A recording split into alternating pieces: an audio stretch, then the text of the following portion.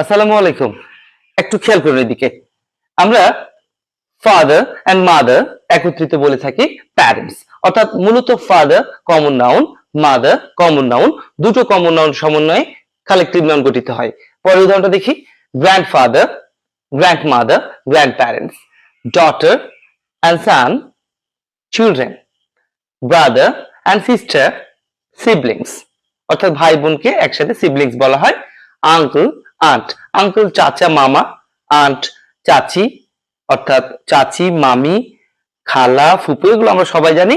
তবে uncle and aunt একত্রিত বলা হয় সিবলিংস, এবং নিফিউ নিস একসাথে বলা হয় নিবলিংস। অর্থাৎ ভাগ্নে অথবা ভাতিজা, ভাগ্নি অথবা ভাতিজি একত্রিত বলা হয় নিবলিংস। অর্থাৎ সিবলিংস, পিবলিংস এবং নিবলিংস এর মধ্যে যে সমস্যাটা থাকে, আশা করি ক্লাসটা আপনাদের জন্য সমাধান করে দিয়েছি ইনশাআল্লাহ। আল্লাহ হাফেজ।